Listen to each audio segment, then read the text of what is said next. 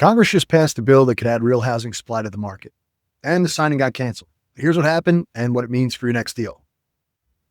I'm Bud Evans. I'm a 35-year Air Force veteran, 13 years in law enforcement, former mayor of Cinnamons in New Jersey, active investor in single-family and small multifamily homes across 4 states, and I run a property management company built for investors by investors. I mentor veterans and first responders who are getting into this business. So last month, Congress passed the 21st Century ROAD to Housing Act.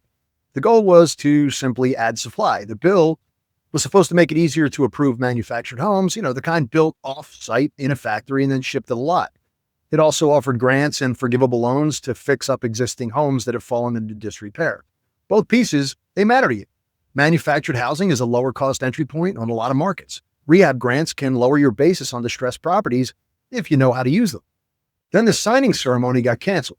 The president called the bill of minor importance compared to the lower interest rates and called it a big yawn. So right now, the bill has passed Congress, but has not been signed into law. That means none of the provisions are active yet. So don't plan a deal around that program that's not live. Track it, but don't spend against it yet. Here's why this matters right now. Mortgage rates are not coming down fast. As of mid-July, the 30-year fixed is still sitting around that mid 6% range, with refinance rates closer to 6.9. Fannie Mae and the Mortgage Brokers Association both expect rates to hold in that 6.3 to 6.5 range throughout the rest of the year. Inflation still running around 4.2%, and the Fed has no urgency to cut. That means that your underwriting has to work at today's rate, not a rate that you are hoping for later. If you're a veteran or service member, this is why the War Room with David Perret matters right now. It's a community built for veterans, running real numbers in this kind of market and this environment. So go check it out. The link is in the description.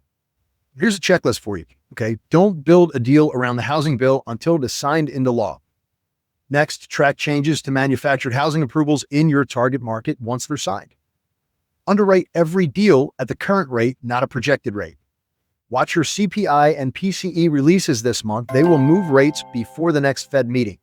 So keep your cash reserves built for a 6% world, not a 3% world. We may not see that again. Thanks for watching. I'm Bud Evans. Aim high, execute fast. See you on the next one.